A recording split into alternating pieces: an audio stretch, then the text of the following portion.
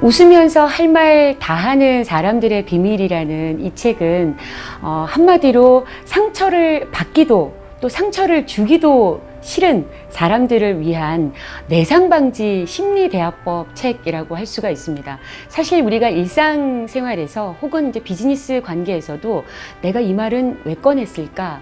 혹은 나는 이 말을 하지 말았어야 되는데, 아니면은 또 내가 이 말을 하고 난 다음에 상대에게 상처를 주지는 않을까, 이런 여러 가지 말에 대한 고민들을 많이 하시게 될 텐데요. 많은 대화법 책들이 있습니다만은 이번 책은 심리 법칙의 근간을 둔 관계를 잘할 수 있는 심리대화법 책이라고 보시면 될 것 같습니다. 기존의 책들은 말 그대로 말을 잘할 수 있는 대화의 기술서, 그리고 또 부모와 자녀 간의 부모 교육서, 그리고 관계 대화를 증진시킬 수 있는 관계 대화법책, 그리고 또 말 습관으로 인한 뇌와, 그리고 또 어떤 우리의 그 면역 세포의 어떤 신체 메커니즘을 다룬 그런 말 습관에 대한 책들을 다루었다고 하면은요, 이번 책은 한마디로 정통 심리 대화법 책이라고 할 수가 있습니다.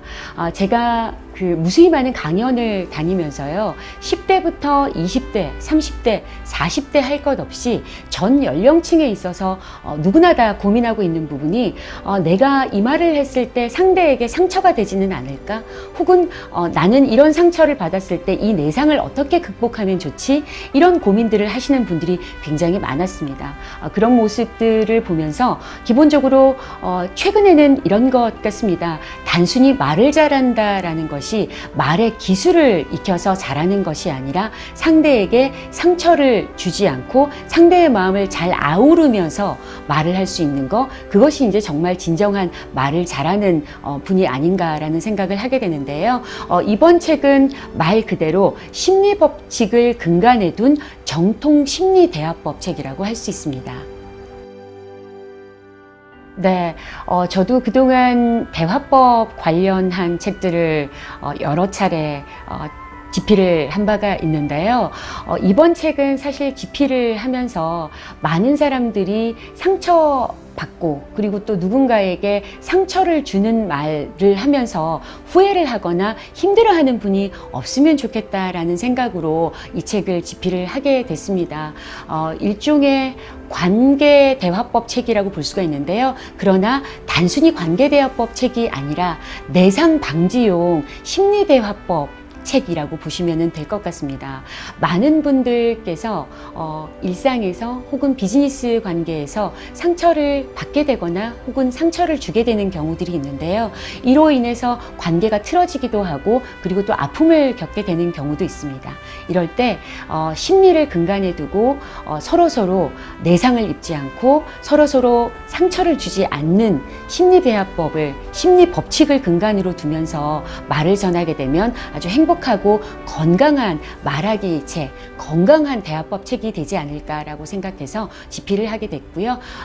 말 그대로 심리 대화법, 정통 심리 대화법 책이라고 할 수 있고요. 그런 취지로 이 책을 집필하게 됐습니다.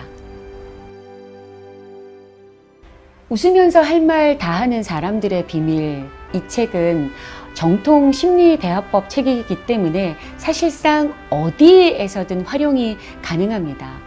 이성을 만날 때 이성에게 좀 더 호감을 얻고 싶은데 어떻게 하면 좋을까?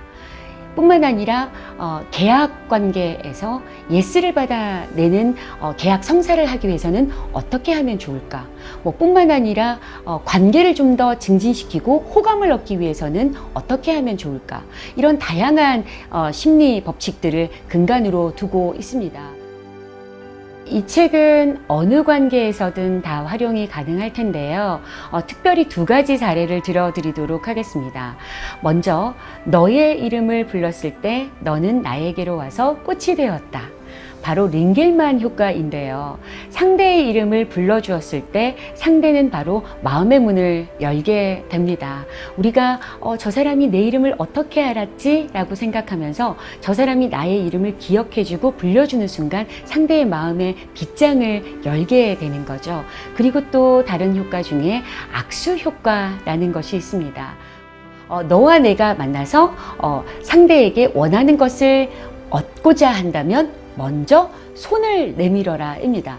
이때 손을 내밀어서 서로 악수를 하게 되면 상대도 마음의 벽을 헐게 되고 나에 대한 그런 공격적인 마음을 풀게 됩니다. 그래서 기본적으로 누군가와 만났을 때는 그냥 단순히 목례를 하며 인사를 하는 것보다는 악수를 같이 건네면서 하게 되면 상대가 나에 대한 호감의 감정이 훨씬 더 급상승하게 되고요. 뿐만 아니라 나에 대한 어떤 공격적인 마음을 풀게 된다는 것입니다. 이런 다양한 사례들을 통해서 우리가 심리의 법칙들을 읽게 된다면 우리 일상생활을 좀 더 건강하고 행복하고 성공적으로 꾸려갈 수 있지 않을까 싶습니다. 이런 말이 있습니다. 칼에 베인 상처는 사라지지만 말에 베인 상처는 지워지지 않는다. 상대를 배려한 마음 씀씀이에서부터 대화의 시작이라고 보시면 되겠습니다. 말하는 사람도 듣는 사람도 함께 행복해지는 대화의 마법사가 되어 보시기 바랍니다.